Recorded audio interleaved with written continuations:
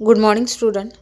बघा आपलं नवीन चॅप्टर हे स्टार्ट झालं आहे. त्याच्यामधला जो काय नेक्स्ट टॉपिक असणार आहे inverse proportion. What is mean by inverse proportion. बघा आता तिथे तुम्हाला एक पिक्चर्स दिसत आहे, बरोबर आहे. तर सम volunteers have is gathered to dig is a 90 pits for tree plantation program. One volunteer is digs one pit in a one day. If there are is a 15 volunteers and they will take a 90 upon 15 is equal to. बघा आता 19/15 जर विचार केला तर 15×90 म्हणजेच काय 6 days to dig the पिट्स.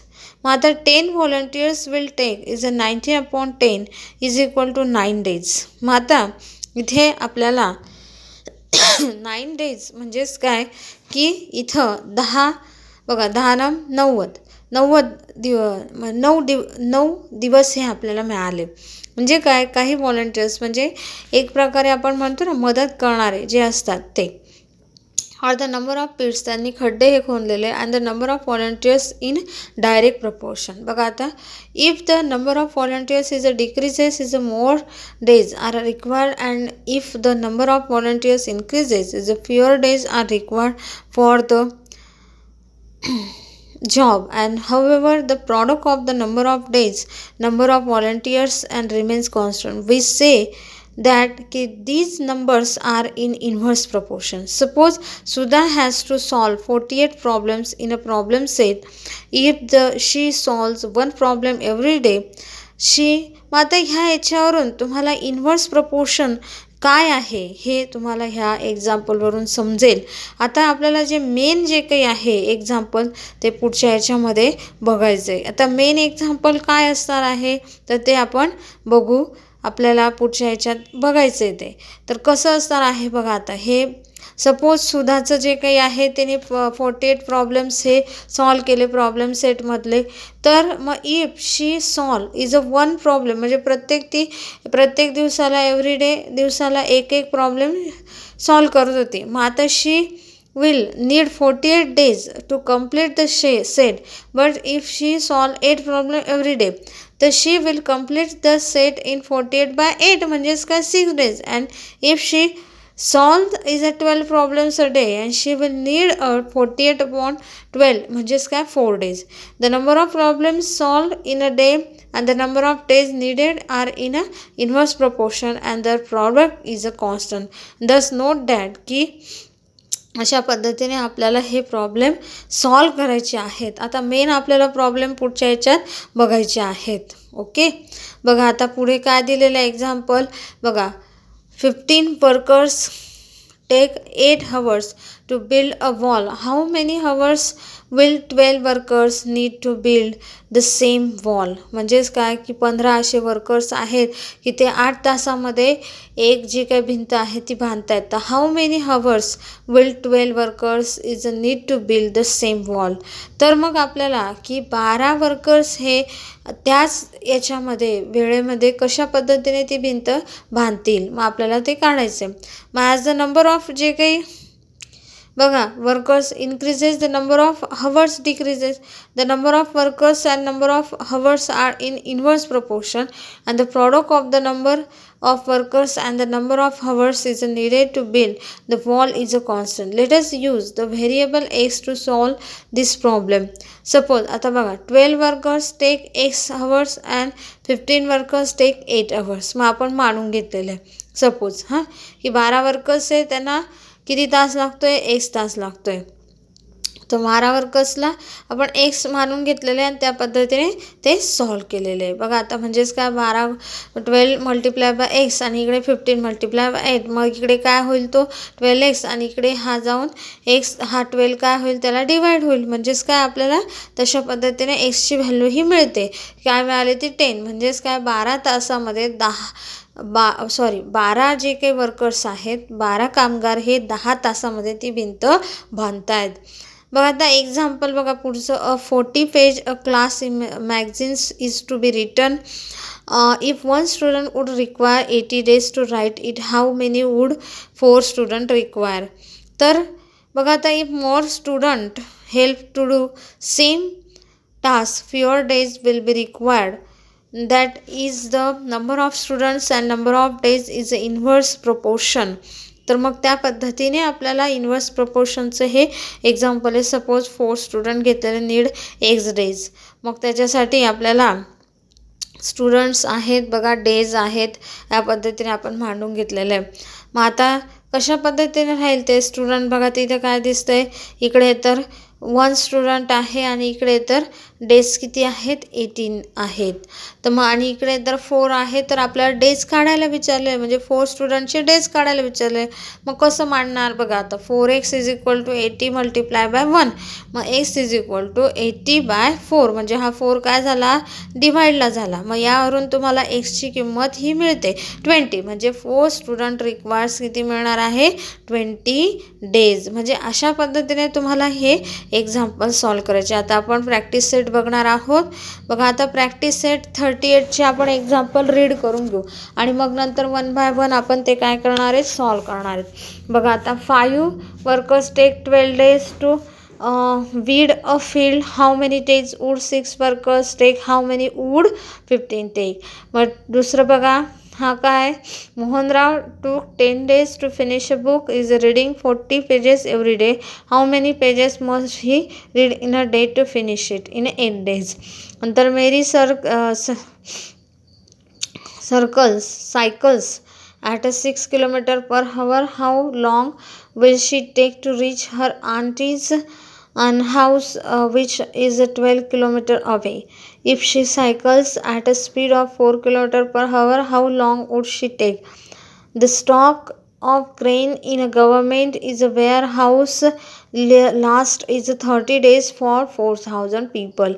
How many days will it last for 6,000 people? Okay.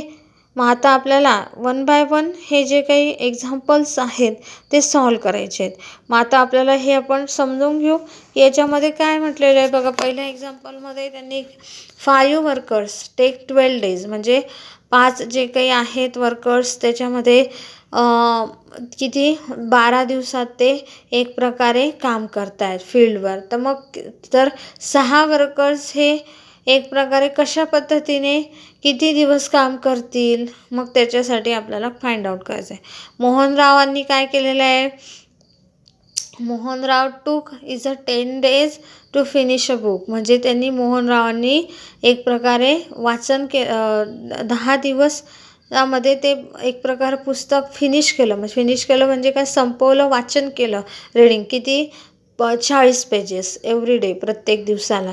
तर मग असे आपल्याला 1 बाय 1 बघा, आता पहिला एक्झाम्पल आहे त्याच्यामध्ये आपण बघणार आहेत. बघा, if 2 labours take 70 days to complete 1 work, how many days will 21 labours take to complete the same work. बघा आता the number of labours increase, hence the work will be completed in a less number of days. आणि म्हणून this is a example of inverse proportion. म्हणजे काय की तुम्हाला हे example inverse प्रपोर्शनचं आहे की डायरेक्ट प्रपोर्शनचं आहे हे पण आधी समजणं गरजेचं आहे.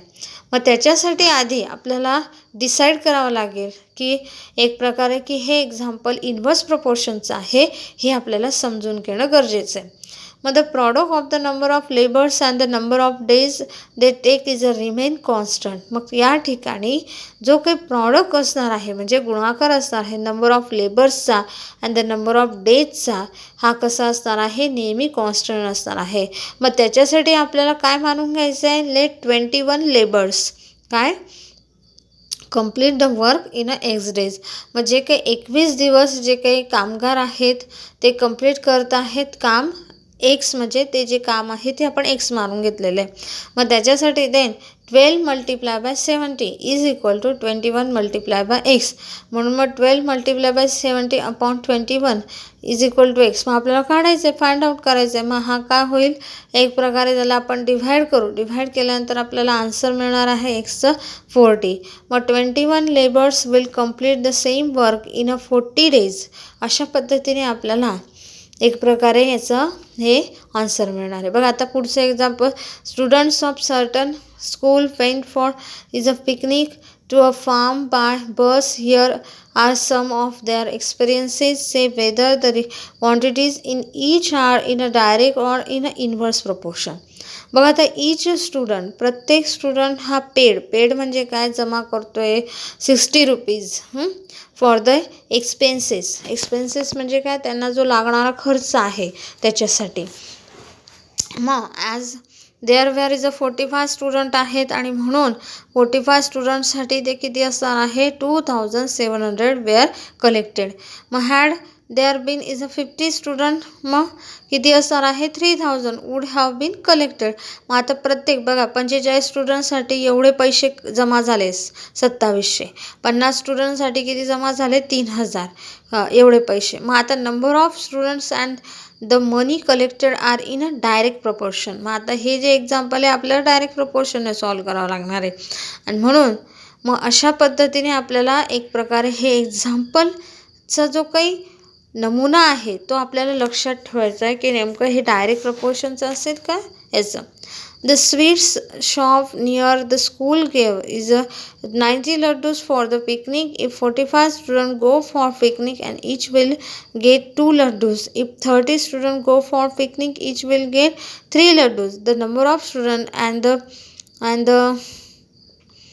and that laddus each one get are in inverse proportion. बघा आता म्हणजे हे जे काही आहे एक प्रकारे एक्झाम्पल आपल्याला कशा पद्धतीने सॉल्व करायचं आहे ते आपण लक्षात घ्या की क्वेश्चन कसं आहे की बघा students for certain school went for picnic to farm by bus.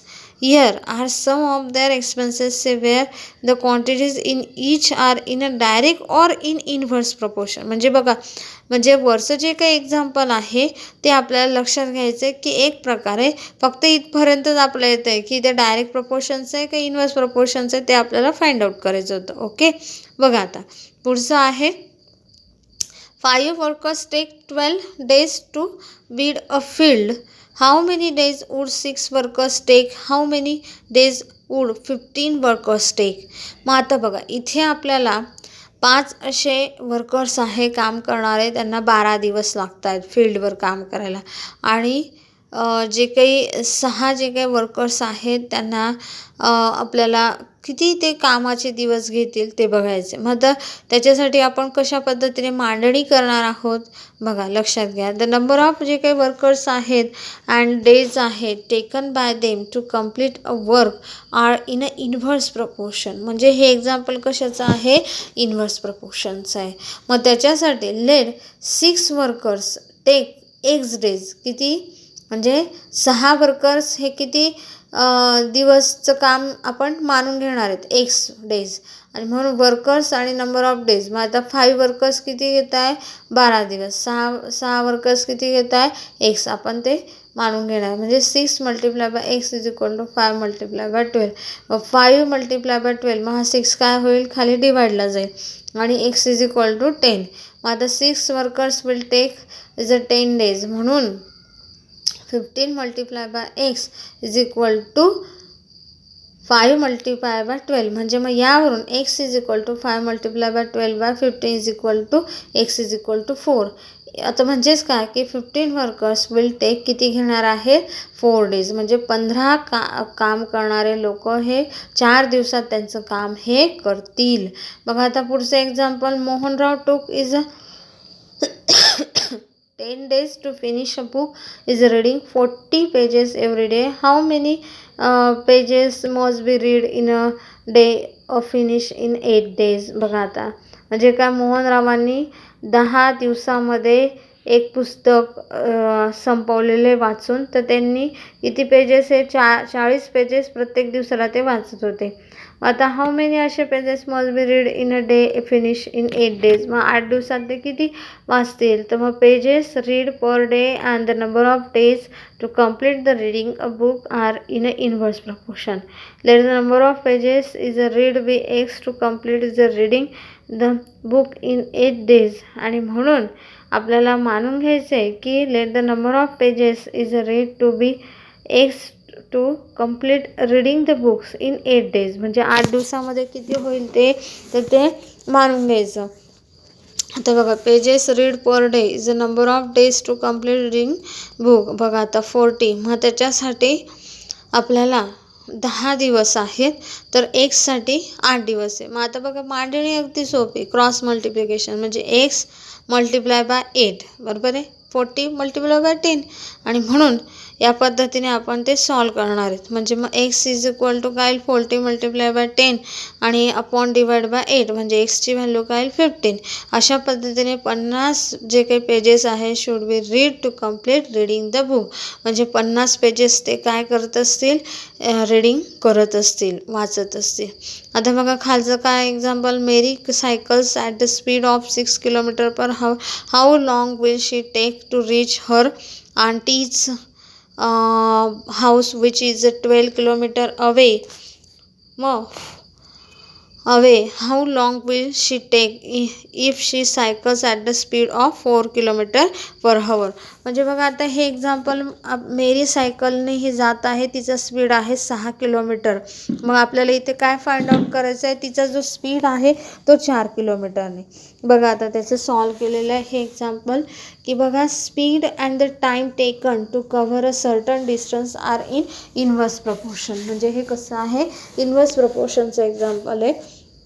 Late she take is a x hours to cover is a 12 kilometer at the speed of 6 kilometer per hour and y hours to cover the same distance at 4 kilometer per hour. म्हणजे आपण मानून घेतलेलं आहे की 6 kilometre, बघा 6 kilometre पर हावरसाठी time किती असणार आहे, एक्स हावर हा मानून घेतला. डिस्टन्स किती आहे म्हणजे अंतर किती कापते ती 12 किलोमीटर. तर त्याच पद्धतीने 4 किलोमीटर पर हावर जो काही स्पीड असणार आहे त्याच्यासाठी टाईम आपण वाय हावर्स मानून घेतलेला आहे आणि डिस्टन्स किती आहे 12 किलोमीटर.